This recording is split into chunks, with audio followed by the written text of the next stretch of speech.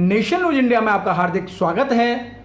आज हम भारत की राजधानी दिल्ली के अंदर और जिस तरीके से पूरे भारत का माहौल है, इसमें आम जनता, केंद्रीय कर्मचारी, स्टेट कर्मचारी सभी बड़े पैमाने पर परेशान हैं और वो एक आस लगाए बैठे हैं कि हमारी समस्याओं का समाधान कौन करेगा। इसी बीच हमारे बीच में हमारे सामने हैं कॉमरेड हरभजन सिंह सिद्धू जी।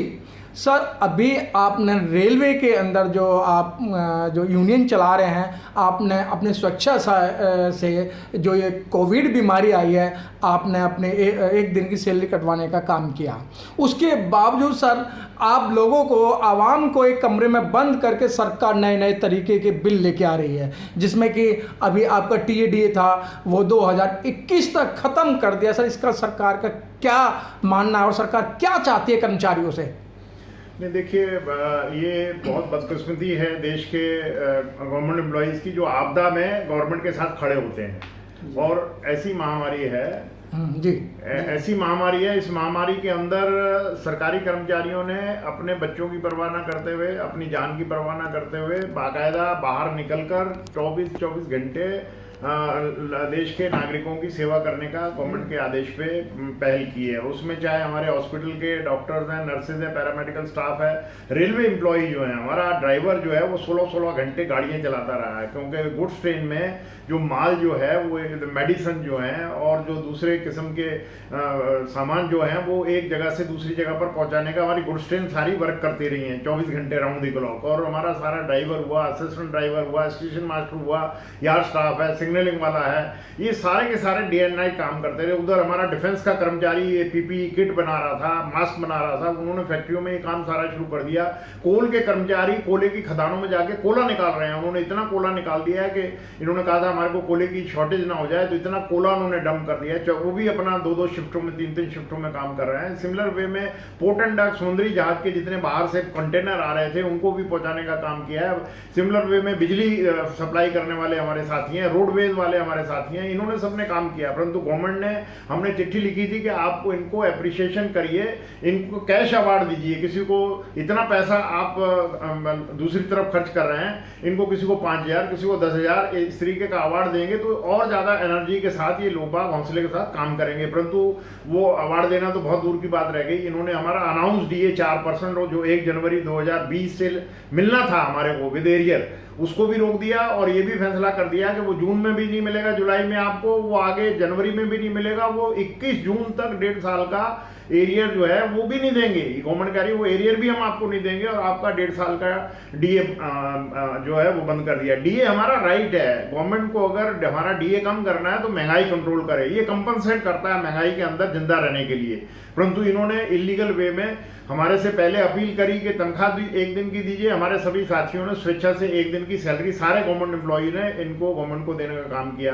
फिर इन्होंने कहा कि नहीं, ये तो डीए भी इनका 1.5 साल का कर दो, विद एरियर भी खा जाओ उसको। तो इससे लोगों में बहुत बड़ा रोष है। और रेलवे के अंदर, डिफेंस के अंदर, पोस्टल के अंदर जितने भी हमारे गवर्नमेंट कर्मचारी हैं, चाहे वो पोर्ट एंड डॉक में है, कोल माइन में है, उनके ऊपर बहुत जबरदस्त रोष है। और अभी जो वित्त मंत्री ने घोषणा 20 लाख करोड़ की है, उसमें उन्होंने हिडन एजेंडा ओपन कर दिया है। उन्होंने कहा कि हम 76 पीएसयू जो हमारे देश में हैं उनको बेचेंगे मंडी में बनाकर, और उनके पक्के कर्मचारी, डिसेंट जॉब चली जाएंगी, उनकी अच्छी नौकरियां चली जाएंगी, वो विदेशी कंपनियों के हवाले हो जाएगा। रेलवे को पूरे को ये 100% एफडीआई विदेशी पूंजी के साथ बेचना चाह रहे हैं। कोल माइंस के अंदर इन्होंने प्राइवेट माइनिंग अलाउ कर दी है और उसके अंदर कल बोली होने वाली है 500 ब्लॉक की, और उनको 50,000 करोड़ रुपया भी प्राइवेट पार्टियों को गवर्नमेंट देने के लिए घोषणा की है।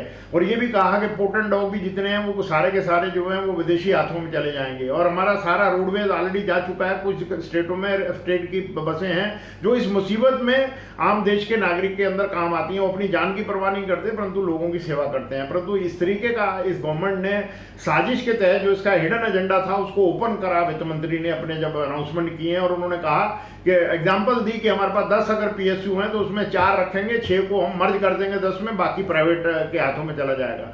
तो अगर देश को इस तरीके से जो हमारे पब्लिक सेक्टर के गवर्नमेंट एम्प्लॉइयों ने अपने खून पसीने से सींचा है। अगर उनको कौड़ियों के भाव में ये बेचना शुरू करेंगे तो ये देश का कोई भी नागरिक, कोई भी मजदूर बर्दाश्त नहीं करेगा।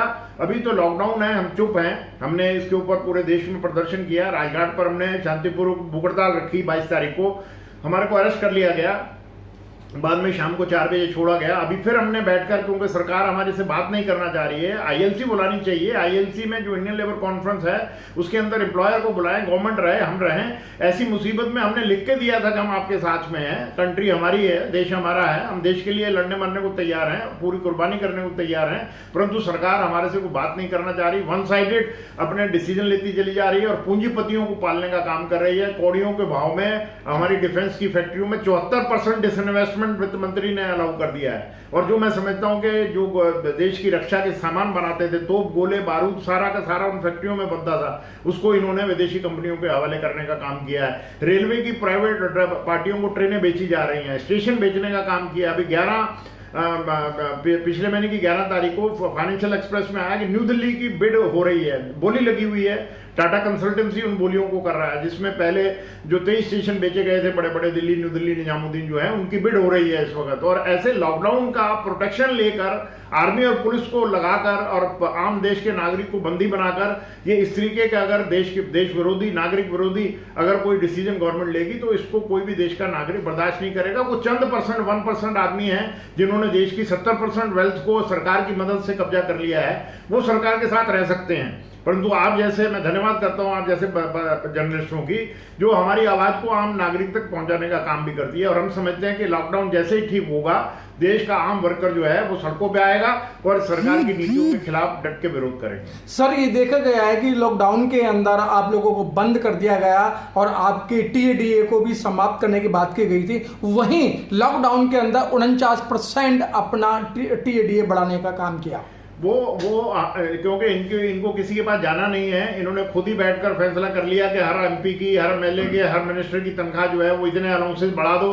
तो इन्होंने अपनी तनख्वाहें जो है 70-70 हजार रुपया बढ़ा लिया पर मंथ जो है। और हमारे को कहते हैं कि आप न्यू पेंशन स्कीम में जाओ, नई पेंशन स्कीम में अपना पैसा कटाओ और अगर बुढ़ापे में पैसा लेना है तो अपने पैसे को लो।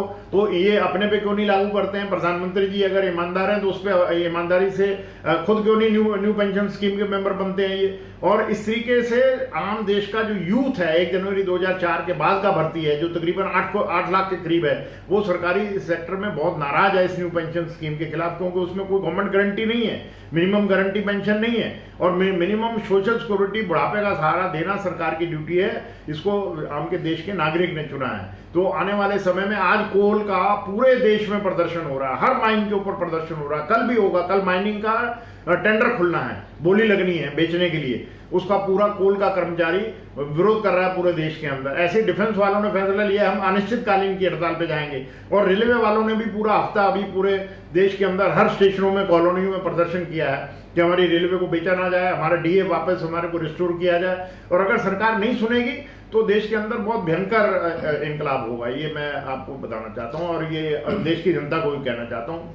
सर, आप जैसे लोग जिस तरीके की जो यूनियनें चला रहे हैं, आज देखा गया है कि जो सरकार के खिलाफ बोलेगा उसको कहीं अरेस्ट कराएंगे या उसके साथ में कुछ क्षति पहुंचाने का काम कर रहे हैं। देखिए, हम इस डरने वालों में से नहीं है। मैं 74 का रेलवे के अंदर जो हड़ताल हुई थी अपने बोनस को लेने के लिए, उस वक्त मैं 21 साल का था, अरेस्ट हो गया था, जेल में चला गया था, नौकरी से निकाल दिया गया था और इमरजेंसी के 3 साल में बाहर रहा था और बाद में इमरजेंसी हटने के बाद कोर्ट से मैं इकट्ठे होकर वापस आया था। इसलिए हम कोई गलत काम नहीं करते हैं, कोई हमने दुनिया भर की संपत्ति अर्जित नहीं की हुई है, ओपन है हमारी किताब। और इसलिए जहां पर वर्कर को, अगर वर्कर ने हमारे को लीडर चुना है, हिंद मजदूर सभा जो किसी राजनीतिक पार्टी की पिट्ठू नहीं है, किसी की जेब से निकली हुई नहीं है, हम फ्री इंडिपेंडेंट डेमोक्रेट ऑर्गेनाइजेशन है। 17 जोन के और प्रोडक्शन यूनिट की रेलवे हमारे साथ एफिलिएट है, डिफेंस की मेजोरिटी यूनियन हमारे साथ एफिलिएट है, कोल की हम नंबर 1 पर हैं, सारी बड़ी यूनियन हमारे साथ एफिलिएट है, रोडवेज वाले हैं, बिजली वाले हैं, बैंक वाले, इंश्योरेंस वाले, हम सबको कोशिश कर रहे हैं इकट्ठे करके 3 तारीख को पूरे देश के अंदर एक बहुत बड़ा प्रदर्शन होगा। अपनी अपनी जगह पर जहां लोग काम करेंगे और सरकार अगर नहीं चाहती, हमने उनको कहा कि आप इंडियन लेबर कॉन्फ्रेंस बुलाओ, उसके अंदर इन मजदूरों के भविष्य के लिए, उनके जिंदा रहने के लिए, जो उनके साथ जातियां हुई हैं, जो मरे हैं, उनको कंपनसेशन देने के लिए सरकार वार्ता करके कोई फैसला करे। अगर सरकार फैसला नहीं करेगी तो आने वाले समय में ये सरकार के सामने बहुत बड़ी समस्या Do like and subscribe Nation News. Do like and subscribe Nation News.